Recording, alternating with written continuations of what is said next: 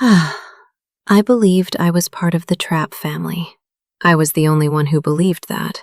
For 9 years, I cooked the Sunday dinners, planned the holidays, and wrote a $23,000 check for my niece's wedding. My sister-in-law erased me from the family photo album. She relabeled my money under her own name. She convinced my husband I was unstable. She told my 5-year-old son his mother didn't want to be around him. Like I was a chair someone forgot to move out of the frame.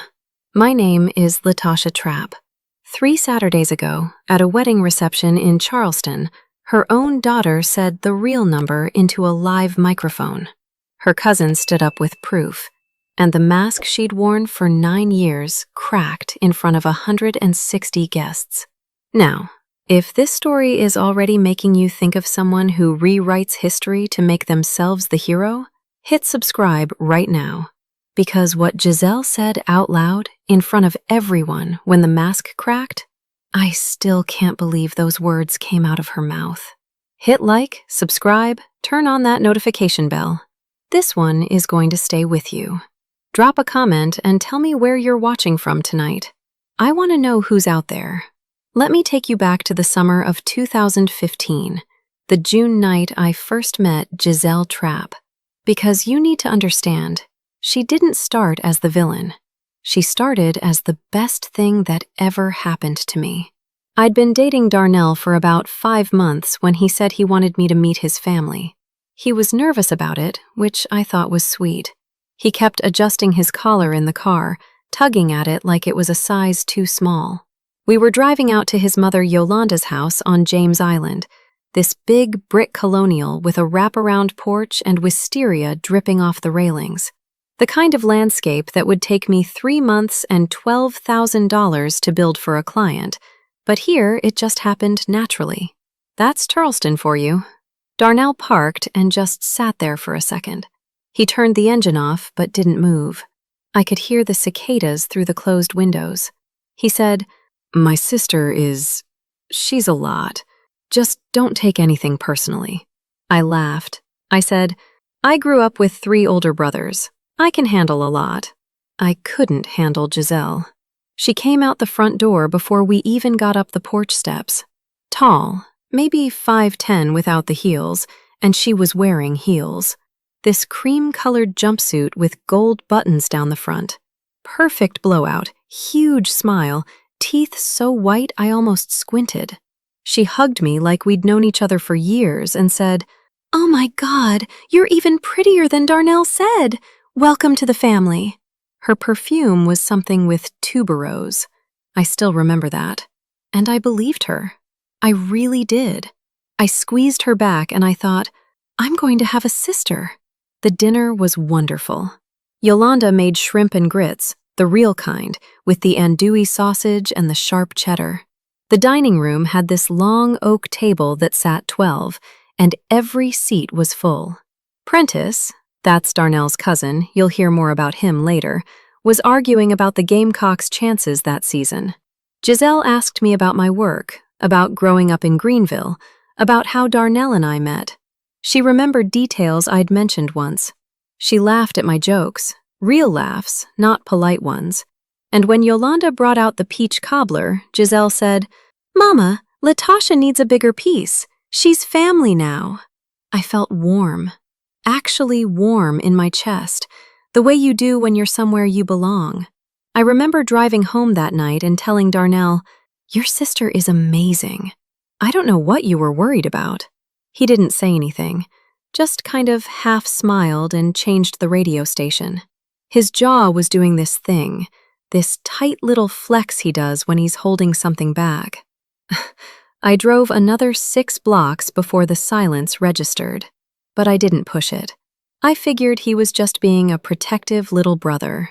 That night in bed, just before I fell asleep, Darnell said something, half into his pillow. I almost didn't catch it. He said, "Just watch how she is with my mom." I said, "What do you mean?" But he was already breathing deep, or pretending to.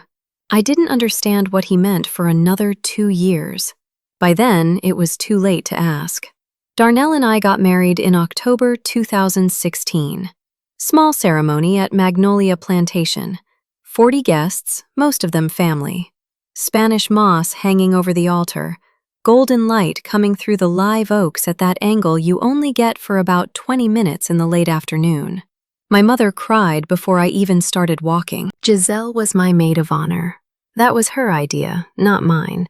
She volunteered 3 days after the engagement, before I could even think about who to ask. And honestly, she was incredible at it.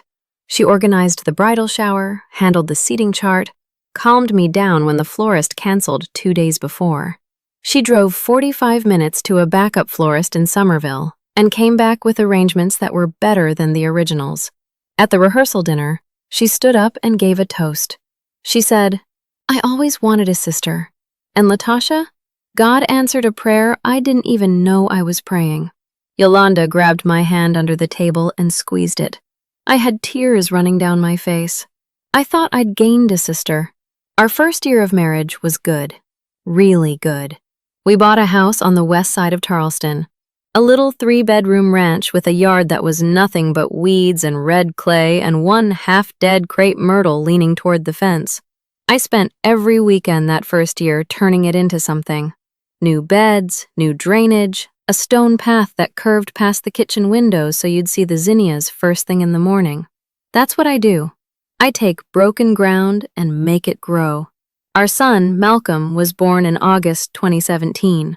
Giselle came to the hospital with a monogrammed blanket and a onesie that said, "Auntie's favorite." She held him for an hour while I slept. Our daughter, Zuri, came in March 2020, right when the world shut down. And here's the thing. I need to be honest. I can't pinpoint the exact moment Giselle turned. Or maybe, I don't know, maybe she didn't turn. Maybe I just started seeing clearly. It wasn't one conversation, one dinner, one phone call. It was slow, glacial, like erosion. You don't see it happening. You just notice one day that the ground isn't where it used to be. The first thing I noticed was the Sunday dinners. Yolanda hosted every Sunday, and I cooked. Every week. For 9 years. I'd get up at 5 in the morning, start the braise or the marinade or the dough, load the car with sheet pans and tinfoil trays, drive 35 minutes to James Island, set everything up in Yolanda's kitchen. Giselle would show up around 1 o'clock with a bottle of wine and a fresh manicure. But somewhere around 2019, the way Yolanda talked about those dinners started to shift. She'd post photos of the food on Facebook with captions like, "Giselle's famous mac and cheese," or "Sunday spread courtesy of my amazing daughter." And I'd be sitting on my couch at 9 p.m. scrolling through my phone, and my stomach would drop. I made that. I woke up at 5 a.m. and made that mac and cheese, from scratch. The smoked Gouda, the breadcrumb top, the whole thing. I mentioned it to Darnell once. A Tuesday night, both of us folding laundry. I kept my voice light. I said, "Did you see your mom's post? She tagged Giselle for the potato salad." I made the potato salad. He didn't look up from the towel he was folding. He said, "Tasha, come on. It's just Facebook. Don't make it weird." I didn't bring it up again. But here's what I want to tell you. About a week after that Facebook post, there was a family barbecue at Uncle Troy's. I was standing near the grill when Troy's wife, Cheryl, said something about Giselle's potato salad. Giselle was 10 feet away. She heard, and she corrected Cheryl. She said, "Oh no, that's Latasha's recipe. She's the cook. I just bring the wine." She said it with this big, warm smile. She put her hand on my arm. And I remember thinking, see? She's not doing anything on purpose. Yolanda just got confused. That moment kept me quiet for another 18 months. It made me feel like the problem was in my head. I wouldn't understand until much later that moments like that, those little corrections, those performances of fairness, were part of the strategy. Give one back so you can take 5 more without anyone noticing. But I couldn't see it then. And that's what I keep coming back to. The question that kept me up at night wasn't, why didn't I act sooner? It was this. How long had Giselle been studying the exact dose of kindness it took to keep me doubting myself? By the time Zuri was born, Giselle had become the center of the Trapp family in a way that still makes my jaw tight when I think about it. She'd gotten married in 2018 to this guy named Claude Moreau, a real estate developer. Made good money. Big house in Mount Pleasant, white BMW in the driveway, a walk-in closet she filmed for Instagram. She was posting these curated family photos every other day. Hashtag blessed by blood was literally her hashtag. And slowly, the invitations started shifting. Yolanda would plan things and tell Giselle first. Giselle would tell Darnell. Darnell would tell me, usually the day before, sometimes the morning of, sometimes not at all. I was always the last to know. I remember one time, this was maybe April 2021, I drove Malcolm to Yolanda's house for what I thought was a regular Saturday visit. Pulled up, and there were 6 cars in the driveway, balloons on the mailbox, pink and gold streamers on the porch. I walked in holding Malcolm's hand, and it was a surprise birthday party for Giselle's daughter, Brianna. Everyone was there. Darnell was already there, standing by the dining table with a drink in his hand. He hadn't told me. I stood in the doorway. Malcolm's hand went tight in mine. He could feel it. Kids always feel it. And Giselle turned from the kitchen counter with this slow smile, pitying, like she was looking at a stray that wandered in from the rain. She said, "Oh, Latasha, I thought Darnell told you. It's totally fine. There's plenty of food." She made me feel like I had to explain why I was there. In my own mother-in-law's house, at my husband's family's party, standing in a doorway with my 4-year-old. I smiled. I said, "Of course. Happy birthday, Brianna." I handed over the gift card I'd grabbed from the Walgreens on the way, because that's what you do when you show up empty-handed to a party nobody told you about.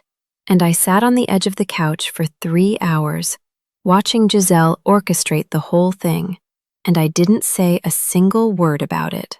But that night, after Malcolm was in bed, I sat at the kitchen table in the dark for a long time, and I started watching, not reacting, just watching. What I saw over the next 2 years was deliberate and surgical. Giselle never said anything cruel to my face. That was what made it so effective. She never raised her voice, never insulted me in front of anyone.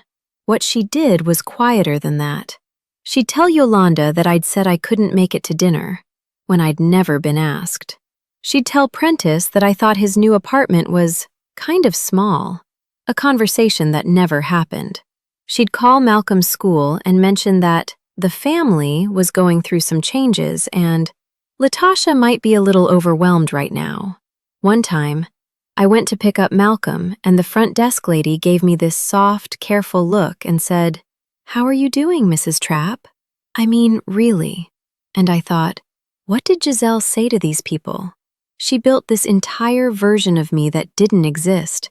A Latasha who was difficult, who was cold, who didn't show up, who snapped at her kids. And she fed this version to every single person I cared about, one conversation at a time. One quiet lunch at a time, one phone call at a time. I watched it happen. I saw the pattern taking shape, and I didn't name it. I just kept showing up to those Sunday dinners with my sheet pans and my tinfoil trays, and I kept my mouth shut. But something in me shifted. Something went still inside me. Now here's the part that still makes me sick. The kids. Malcolm was 5 when it got to him. He'd come home from Yolanda's house on Sunday nights, and he'd be quiet. Not tired quiet, not shy quiet, a different kind. He wouldn't look at me when I asked him about his day. One Sunday in September 2022, I was tucking him in. His Spider-Man sheets were bunched up at the bottom, and I was smoothing them out, and he was staring at the ceiling. Not sleepy, thinking. He said, "Mama, Aunt Giselle says you don't like family time." My hands stopped on the sheet. I could feel my heartbeat in my fingertips. I said, "What do you mean, baby?" He still wouldn't look at me. He said, "She said you always want to stay home instead of being with us. She said some people are just like that." He was 5 years old, and my sister-in-law was planting seeds in his head that his mother didn't want to be around him. She was doing to my son what she'd done to the whole family, writing a story about me that I wasn't in the room to correct. I held it together until he fell asleep. I kissed his forehead. I pulled the door almost shut, left the hallway light on the way he likes. And then I went to find Darnell. He was in the living room watching ESPN. Feet up. Monday night football highlights. I stood in front of the TV. I was shaking. My voice was doing that thing it does when I'm trying not to yell. It goes very, very quiet. I told him what Malcolm said. Every word. And Darnell, my husband, the man I'd been married to for 6 years, he put down the remote, sat up, rubbed his face with both hands. He sat on the edge of the couch and said, "Tasha, maybe she's just trying to explain why you're not around more." "I'm not around more because nobody tells me when things are happening," I said. He looked at the carpet. He said, "I don't want to get in the middle of you and my sister. You already are in the middle. You're standing on her side." I felt those words line up behind my teeth, and I didn't let them out. I went to the bathroom, locked the door, sat on the tile floor with my back against the tub, and I cried into a towel so the kids wouldn't hear. I cried until my throat hurt. Then I washed my face, brushed my teeth, and went to bed next to a man who was already pretending to be asleep. And I made a decision that night.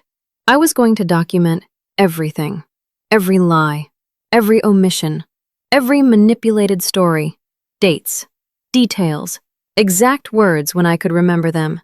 I opened a new notes file on my phone and typed the first entry. September 18th, 2022. Malcolm says Giselle told him I don't like family time. Confronted D. He sided with G. That was the beginning. If you've ever felt invisible in your own family, if you've ever watched your child's eyes change because someone else wrote the story of who you are, then you know this feeling. You know this exact hollow space in your chest right now. I want to hear from you. Share your story in the comments, because you shouldn't have to carry it alone. And I need you to stay with me, because what Giselle did next wasn't about dinners or Facebook posts or birthday parties anymore. She went after my marriage. January 2023. Darnell and I had been married 7 years. We weren't perfect. Nobody is. But we were solid. We still laughed at the same things. We still stayed up too late talking on the porch when the kids were asleep. We still reached for each other's hand in the car without thinking about it. Or I thought we were solid. Giselle invited Darnell to lunch. Just the two of them. Sibling bonding, she called it. Olive Garden on Highway 17. He came home that night, and he was different. Sat at the kitchen table without eating. His plate of leftover chicken went cold. He wouldn't look at me. He kept picking at a scratch on the table. I asked him what was wrong. Once, twice, 3 times. He kept saying nothing. Finally, the 3rd time, I just stood there and waited. Didn't move. Didn't fill the silence. He said, "Giselle thinks we should go to couples counseling." I set down the glass I was holding. Very carefully. I said, "What?" She says people have noticed things. That you seem disconnected from the family. That you snap at the kids. She thinks it might be, I don't know, postpartum stuff that never got treated. Zuri was almost 3 years old. Postpartum. 3 years later. I stood at the kitchen counter and I could feel my hands gripping the edge of the granite. My knuckles went white. Something went very still inside me. Not anger. Something past anger. Something that had nowhere left to go. I said, "Darnell, did Giselle mention anything specific? Anything I actually said or did?" He thought about it. He picked at the scratch on the table again. He said, "She said you told Malcolm that Yolanda plays favorites." I never said that. I would never say that to a child. And she said you refused to help with Brianna's college application. Nobody ever asked me to help with Brianna's college application. Brianna never brought it up. Giselle never brought it up. Nobody brought it up. I looked at my husband. He was sitting in my kitchen, at my table, in the house I helped pay for, and he was choosing between two realities, mine and Giselle's. And the worst part wasn't that he might believe her. The worst part was that he didn't even realize he was being used. He thought he was being a good brother. And then something happened that I need to tell you about. The next Sunday, the very next Sunday after the counseling conversation, Giselle showed up to dinner and she was different. She brought me a candle from that shop on King Street, wrapped in tissue paper with a little bow. Jasmine and bergamot, my favorites. She remembered. She spent the whole dinner asking about my projects. She complimented a pergola I'd just finished for a client in Kiowa. She helped me carry the dishes to the kitchen and said, "Latasha, I know things have been tense. I just want you to know I'm on your side. I really am." I almost believed her. Standing there at Yolanda's sink, warm water running over the plates, the sounds of the family laughing in the other room, I almost let it go. That doubt lasted about 11 days, until Prentice called me on a Thursday night and said, "Hey, did you know Giselle told Yolanda you're thinking about leaving Darnell?" I wasn't thinking about leaving Darnell. I'd never said that to anyone, not even close. And the next Sunday, the very next Sunday, I was alone in Yolanda's kitchen washing the serving platters. Everyone else was in the living room. Giselle came in to refill her wine glass. She stood next to me at the counter, and without looking at me, in this quiet, almost gentle voice, she said, "You know, Latasha, this family was doing just fine before you got here. We had our rhythm. We had our traditions. You keep trying to make yourself essential, and honestly, it's exhausting for everyone." She said it the way you'd tell someone the weather. Calm, factual. And then she walked back to the living room with her wine and laughed at something Claude said. I stood at that sink with my hands in the water, and I couldn't move. That was the moment. That was when I stopped looking for innocent explanations. Now I want to pause here for a second, because this is the point in the story where I had to make a real decision. When someone is systematically turning your husband against you, when they're telling your mother-in-law you're about to walk out on her son, do you confront them in front of everyone and risk being called crazy? Or do you go quiet and start building your case? Because I went quiet. And sometimes I think about whether that was courage or cowardice. I honestly don't know. Tell me what you'd have done. I really want to hear it, because people handle this differently, and I think about it all the time. Drop your answer in the comments. Because what I'm about to tell you, the thing Giselle did with the wedding money, this is where it stopped being family drama and became something I still can't fully wrap my head around. Brianna got engaged in March 2023. The whole family lost their minds. Brianna was 24, just finished her master's in education at the College of Charleston, and her fiancé, Marcus, was this quiet guy from Beaufort who worked in hospital administration. Good match. Steady. Giselle set up a family contribution fund for the wedding, a Google Sheet spreadsheet shared with the whole family, a dedicated Venmo account, the works. She called me on a Tuesday afternoon. I was at a job site in Mount Pleasant, knee-deep in a drainage plan, dirt on my boots. She said, "Latasha, I'm putting together the wedding fund. Whatever you and Darnell can contribute, just Venmo it to me and I'll keep track." I said, "Okay." Over the next 4 months, Darnell and I sent Giselle $23,000. $8,000 in April, our tax return, $10,000 in June. I picked up a big contract for a resort garden on Kiowa Island and put the first payment toward Brianna's wedding, $5,000 in August. Every single Venmo transaction had the same memo line. For Brianna's wedding, Latasha and Darnell. I have every receipt. I saved every single one. Now here's what I didn't know until November. Giselle's spreadsheet, the one the whole family could see, listed our total contribution as $3,000. Not 23, 3. She'd relabeled $20,000 of our money as coming from Giselle and Claude. $20,000. My money. Her name on it. $20,000 with someone else's name on it. If you're still here, hit subscribe, because what happened at that reception is coming. I found this out because of Prentice, and I need to tell you how, because it matters. Prentice Okafor is Darnell's cousin on his mother's side. He's an accountant, works for a firm in North Charleston that handles small business taxes. Numbers are his whole life. He grew up practically worshiping Giselle. She was older, glamorous, always had the right outfit and the right thing to say. But Prentice had been watching things the same way I had, quietly, carefully.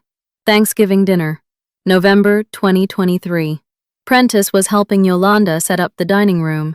Giselle's phone was on the kitchen counter. Face up. A Venmo notification popped up. A payment from me. $800. Tagged, December share. Brianna wedding. Prentice glanced at it. That's all. A glance. But he's an accountant. Numbers register differently for him. He didn't say anything that night, but the next day, he opened the shared Google Sheets on his laptop and scrolled to the most recent entry. It said, Giselle and Claude, $800. He went back through 3 months of entries and cross-referenced every deposit date with the Venmo notification history. And then he called me. A Tuesday evening, about 7:30. I was in the kitchen loading the dishwasher. He said, Latasha, I need to tell you something, and I need you to sit down. I sat in my parked car outside the Lowe's on Sam Rittenberg Boulevard for 45 minutes after that phone call. Engine running, hands on the steering wheel. I didn't cry. I didn't scream. I just sat there. Everything I'd felt for 3 years, the exclusion, the lies, the credit stealing, the way she turned my husband and my son and my mother-in-law against me, it all clicked into a single, clear picture. This was never about dinners. This was never about Facebook posts. This was about power. Once I knew about the spreadsheet, I went back through every Venmo transaction. 19 separate payments over 8 months. Every single one was relabeled in Giselle's spreadsheet. Not just reduced, reassigned. My money became her generosity. And then I did something that took me down a road I wasn't expecting. I went through the rest of the spreadsheet. Every contributor, every amount, every date. Yolanda had given $6,000. Prentice gave $2,000. Darnell's Uncle Troy gave $1,500. And Giselle and Claude's contribution, according to the sheet the family saw, was $41,000. $41,000. She was the hero, the selfless sister who bankrupted herself for her daughter's dream wedding. That was why Yolanda cried when she talked about Giselle at the engagement party. That was why people posted tributes on Instagram. Her whole public identity, the Instagram, the church ministry, the hashtag Blessed by Blood brand, was propped up by contributions she stole credit for. But the thing that made me put my phone down and walk outside, the thing that made me stand in my backyard in the dark and just breathe, was this. It wasn't just my money. Prentice's $2,000 was listed at $500. Uncle Troy's $1,500 was listed at $800. She'd been skimming from everyone and padding her own total. Mine was the biggest. But I wasn't the only one. I called Prentice that night. I said, "Did you look at the full spreadsheet?" He was quiet for a long time. Then he said, "I looked. I saw all of it." I said, "What do we do?" And for about 30 seconds, just 30 seconds, I felt this rush of something that might have been hope. I thought, we go to Yolanda. We show her the receipts. The whole family sees the truth. Then reality hit me. Because I'd been here before, every single time I'd tried to speak up about the Facebook posts, about the birthday party, about what Giselle told Malcolm, the same thing happened. Darnell said I was making it weird. Yolanda changed the subject. Every attempt to speak the truth had bounced off the walls of a family that didn't want to hear it. If I went to Yolanda now, Giselle would cry. She'd say it was a bookkeeping error. She'd say I was jealous. She'd hug Yolanda and whisper something about how Latasha has been going through a hard time. And by dinner, I'd be the villain. Again. I almost typed a message to Yolanda. I opened the text conversation, stared at the cursor blinking. Then I deleted the empty message and closed my phone. No, not like this. The wedding was in February. 160 guests. Giselle's entire social circle. Her church friends, her Instagram followers. The curated world she'd built. The world where she was the generous one, the sacrificing one, the selfless heart of the Trapp family. If the mask was going to fall, it needed to fall where that world could see it. I poured myself a glass of water. I sat at the kitchen table. I opened the folder on my laptop, still labeled Landscape Designs Kiowa Project, and I started organizing. The wedding was 11 weeks away, and I had a decision to make about what kind of woman I wanted to be when those 11 weeks were up. I spent January and early February 2024 doing two things. First, I kept being exactly who I'd always been. I showed up to every pre-wedding event. I helped Brianna with her seating chart. I drove 40 minutes to pick up her altered dress from the seamstress on King Street when nobody else could do it. And I hung it in my closet for a week because Giselle's closet was too full. I smiled at Giselle at the bridal luncheon. I hugged Yolanda at the rehearsal walkthrough. I brought my sheet pans and my tinfoil trays to every Sunday dinner, same as always. I was Latasha, the woman they thought was barely there. Second, I organized everything I had. The Venmo records, the spreadsheet screenshots Prentice had taken, originals and the doctored version, side by side. The timeline of every lie Giselle had told about me. 27 entries in my phone notes. I put it all in a folder on my laptop labeled Landscape Designs Kiowa Project. Nobody in that family would ever open a file about drainage plans and soil composition. But I want to be clear about something. I wasn't planning a big confrontation. I didn't have a step-by-step plan. I just knew I needed it organized, in case the moment came. In case the mask slipped on its own. The closest thing I had to a plan was this. If Giselle crossed a line I couldn't come back from, I'd be ready. No script, no timeline, just readiness. Prentice checked in with me during those weeks. He'd text short messages. You good? And I'm here if you need me. Never pushed. Never told me what I should do. He just stayed. In a family where everyone looked through me, one person saw me. That was enough to keep me standing. One night, about 2 weeks before the wedding, I was sitting on the back porch after the kids were asleep. The yard was dark, but I could see the outline of the magnolia I'd planted our first year in that house. 7 years old now, taller than the fence. Its branches spreading wider than I'd planned, the way magnolias do when you give them room. Everyone thinks quiet means weak, but quiet isn't weak. I didn't finish the thought. I just sat there with it.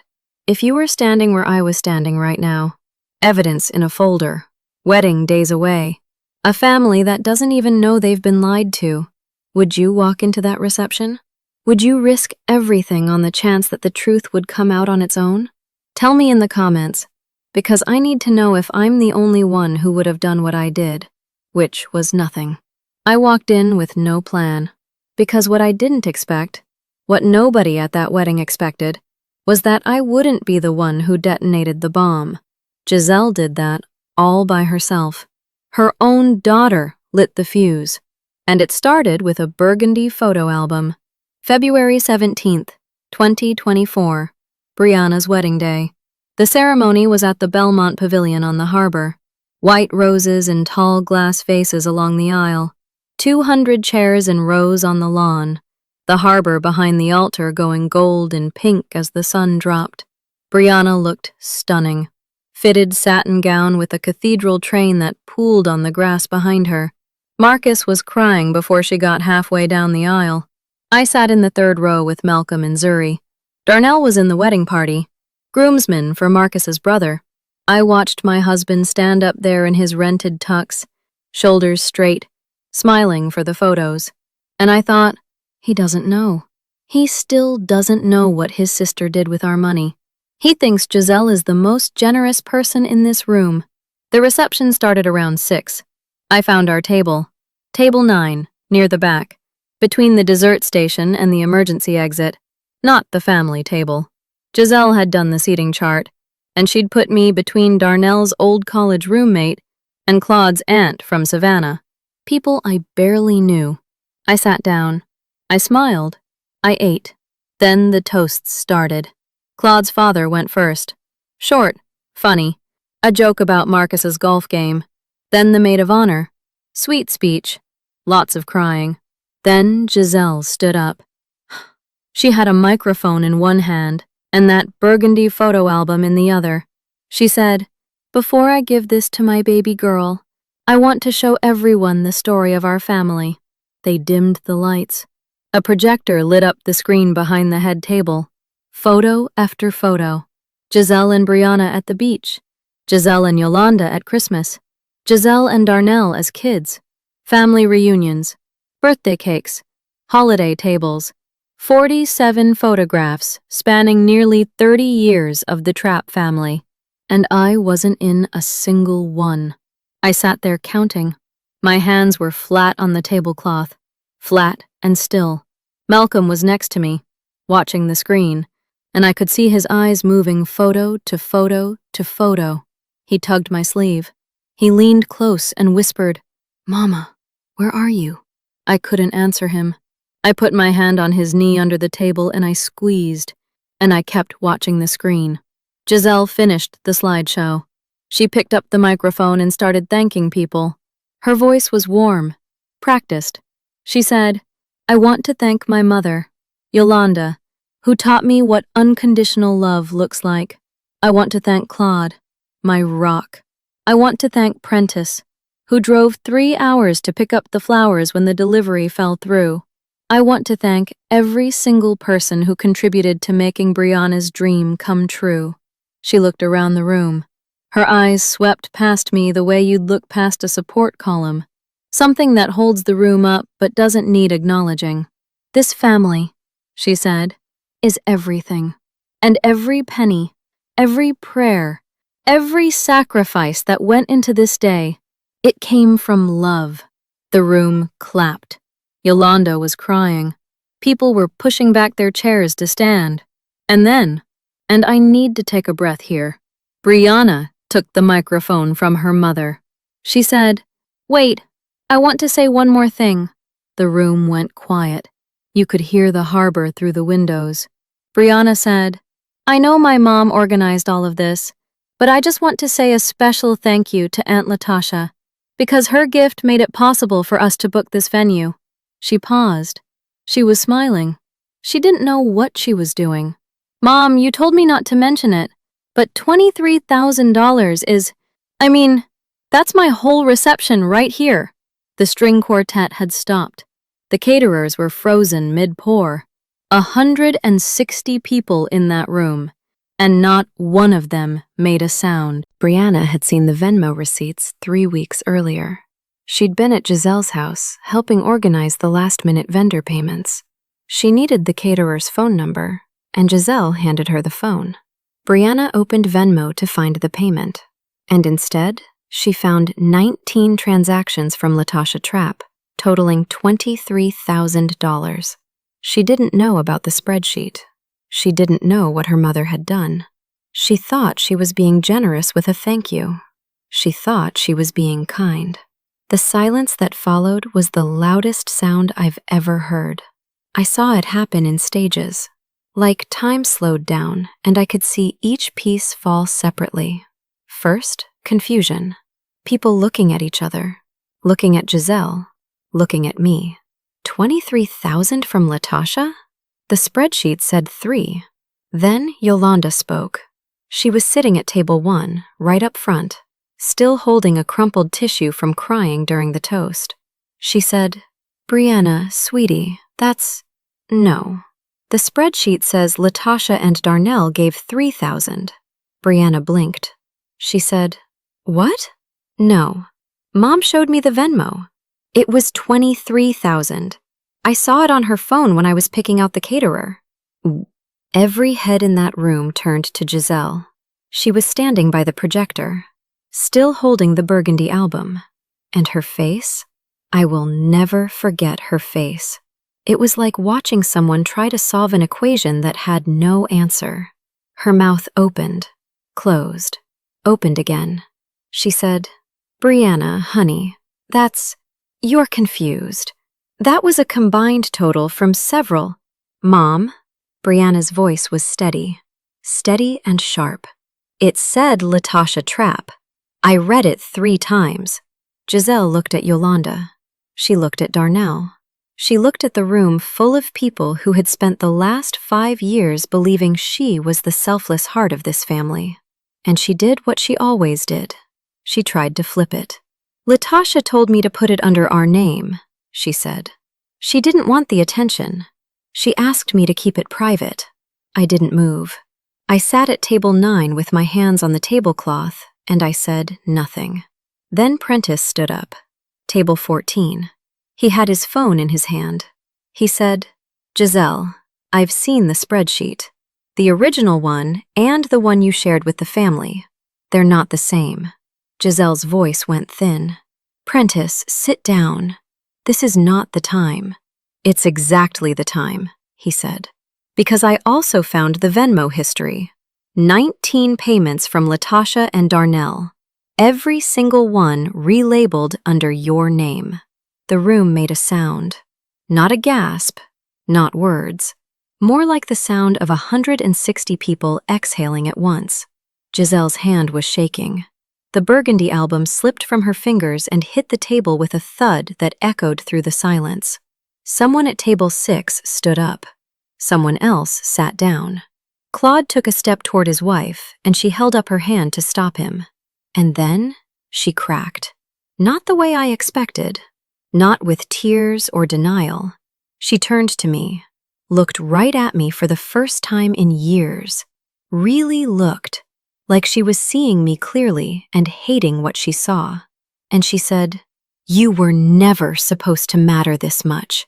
6 words. The room heard every one. "You were supposed to be a phase," she said. Her voice was shaking now. "Darnell was supposed to marry someone from the family circle. Someone we knew. Someone who fit. You were supposed to be temporary." Yolanda said, "Giselle, stop." Her voice was breaking. But Giselle didn't stop. She was past stopping. "I gave this family everything." She was talking to the room now, not just to me, turning in a half circle. "Everything. I organized every holiday. I managed I kept this family together for 20 years. And you just..." She pointed at me. Her hand was trembling. "You walked in with your garden business and your quiet smile, and suddenly, everyone, Mama started calling you her daughter." She turned to Yolanda. "You called her your daughter. You never called me that. Not once." She turned back. "My brother stopped calling me first. Brianna wanted your advice on colleges. Not mine. Yours."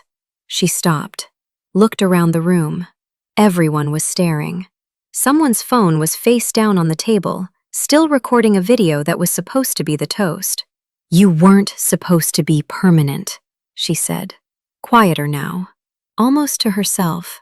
"I'm going to tell you something that probably doesn't make sense. Watching Giselle fall apart in front of 160 people, I didn't feel triumphant. I felt sick. Because underneath the manipulation and the lies and the stolen money, underneath 9 years of erasure and cruelty, I heard something I recognized. I heard someone who was terrified of being replaced. Someone who had spent her whole life performing the role of the perfect daughter, the perfect sister, the generous one, the one who held it together. And she couldn't stand watching someone else be loved without performing at all. For half a second, just half a second, I understood her. Then I looked at Malcolm.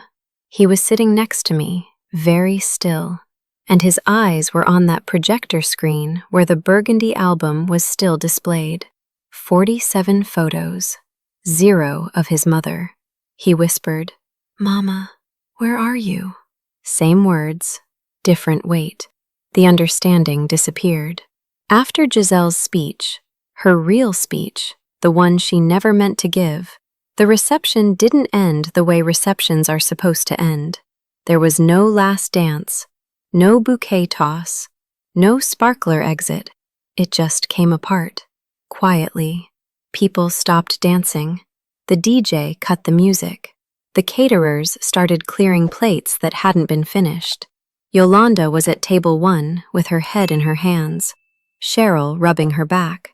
Claude was trying to get Giselle to sit down, but she was standing by the projector, staring at the burgundy album like she didn't recognize it. Brianna was in the hallway outside the ballroom, crying. Marcus had his arm around her, saying, "It's okay, it's okay," even though nothing about it was okay. Darnell walked over to me. He stood there for a long time. His bow tie was undone, hanging loose around his collar. His eyes were red. He said, "How long did you know?" I said, "Since November." "Why didn't you tell me? Would you have believed me?" He didn't answer. He stared at the tablecloth. Then he nodded. Once. The smallest nod. Not agreement. Recognition. He was seeing it. Finally. I took Malcolm and Zuri to the car. Zuri was asleep on my shoulder, her face warm against my neck, her little fist gripping the collar of my dress. Malcolm held my hand the whole way across the parking lot. He didn't ask any questions. The gravel crunched under our shoes and the harbor wind blew my hair across my face, and I didn't fix it. I buckled them in, started the engine, drove home in silence. The highway was empty and the streetlights made a rhythm on the windshield. Light, dark, light, dark. And I didn't turn on the radio. I put the kids to bed. Zuri went down easy. She was already asleep. I just changed her into pajamas and pulled the quilt up. Malcolm brushed his teeth without being told. He stood in his doorway and said, "Mama, are you okay?" I said, "I'm okay, baby. Go to sleep." He went to bed. I heard his door close. And then I was alone in the kitchen. I didn't turn on the light. I sat down at the table. My table. The one Darnell and I bought from that antique store on Upper King Street the month we moved in. The one with the water ring from Malcolm's sippy cup and the scratch from Zuri's crayon. And I put my head on my arms, and I broke. Not angry crying, not triumphant crying, the kind that comes from the bottom of your chest, the kind that doesn't have a name. I cried for the sister I thought I had. I cried for the 9 years of Sunday dinners and the 5 a.m. mornings and the $23,000 and the 47 photos. I cried because I won, and winning tasted like nothing. Because the family I'd been fighting for, the big table, the wisteria porch, the Sunday shrimp and grits, it was never mine. It was a performance. And now the performance was over. And all that was left was a dark kitchen and the hum of the refrigerator, and me. I don't know how long I sat there. Long enough for the coffee maker to click its automatic reset at midnight. Then I got up. I washed my face at the kitchen sink. I dried it with a dish towel. and I went to bed. The next morning, Darnell came home at 7 a.m. He'd been at Yolanda's all night. He sat at the kitchen table and said, I went through the spreadsheet. Prentice showed me everything. I poured him coffee. I didn't say anything. He said, I don't know how to apologize for something this big. I said, start with believing me the next time I tell you something. We sat there for a long time. Just the sound of the coffee maker clicking off and Malcolm's cartoons in the other room. Over the next few weeks, the fallout was specific and measurable. Giselle lost her position as treasurer of her church's women's ministry, the church she'd been at for 15 years. Someone from the reception told someone in the congregation, and within a week, the pastor had a quiet conversation about stepping back. When I heard about it, I didn't feel satisfied. I felt a hollow ache. That ministry had mattered to her. It was real, even if other things weren't. Her Instagram went dark on February 24th, 1 week after the wedding. No more hashtag blessed by blood. No more curated family photos. Just silence. Yolanda called me in early March. Her voice was different, smaller.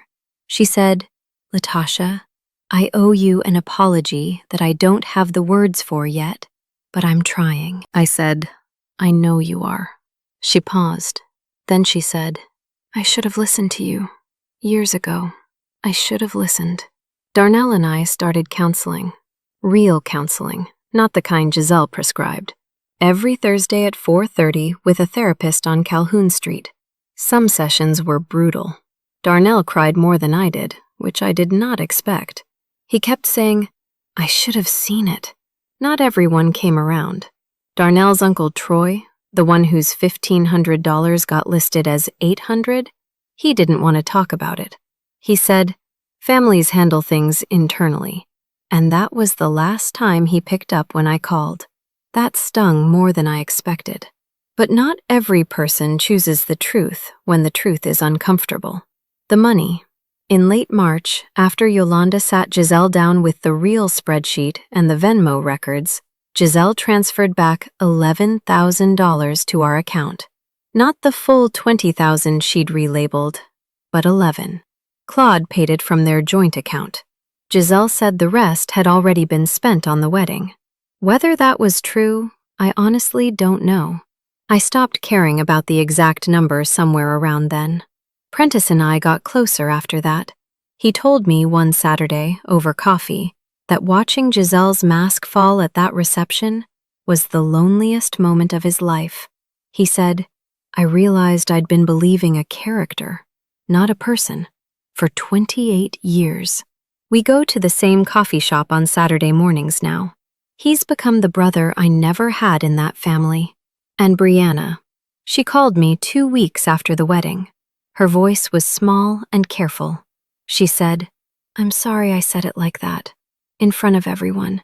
I didn't know what I was. I said, Brianna, you said the truth. That's never something to apologize for. She was quiet for a second. Then she said, Can we have lunch? Just us? We did. We still do. Every other Wednesday at that little Vietnamese place on King Street. She orders the vermicelli bowl. I get the pho. We don't always talk about what happened. Sometimes we talk about her students, or Marcus, or the garden she's trying to start on her apartment balcony. She planted basil last week and texted me a photo. It was crooked and too close to the railing, and it made me smile so hard my face hurt. Giselle. I hear about her sometimes. Through Yolanda, through the family grapevine. She and Claude are still together. She's been seeing a therapist. Yolanda told me that in April, carefully, like she wasn't sure she should. Giselle hasn't come to a Sunday dinner since the wedding. 7 months now. Yolanda says she's working on herself. I don't know what that means. I don't know if it means anything yet, but I hope it does. I'm not sure what that says about me, but I hope it does. If you made it all the way here, all the way through this, I don't know how to say thank you properly. You sat with me through the worst thing that ever happened in my family. You didn't leave. That means something to me. If this story touched something in you, if it made you think of your own family, your own Giselle, your own Burgundy album, hit that like button. Hit subscribe if you haven't already, because there are stories like this everywhere, and they deserve to be heard. Every single one. Tell me in the comments, has anyone ever erased you from your own story? Has anyone ever taken what you built and put their name on it? I want to hear from you. Your story matters too. And if you want to hear more, stories of women who stood in the fire and came out the other side, the next one is already waiting for you. Just click. I'll leave you with this. I spent 9 years earning a place at a table that was never mine. The table I sit at now, I built it myself. It was a Saturday morning, about 3 weeks after the wedding. April sun coming through the kitchen window, warm on the counter. Malcolm was eating cereal, Cheerios, the plain kind, because he's decided he's too old for the honey ones. Zuri was drawing at the other end of the table, these big lopsided circles with faces in them, the way she does. I was standing at the counter with my coffee, the mug with the chipped handle that I keep meaning to replace and never do. I looked at the three of them, Malcolm crunching his cereal, Zuri humming something I didn't recognize, the sunlight falling across the table in a long gold rectangle. Malcolm looked up. He said, "Mama, can we plant something today?" I said, "Yeah, baby. What do you want to plant?" He thought about it, spoon halfway to his mouth. He said, "Something tall." I poured my coffee into the travel mug. I grabbed the garden gloves from the hook by the back door, and the four of us walked out into the yard together, into the part of the garden I'd been designing all winter, the part that gets the most sun. The soil was warm,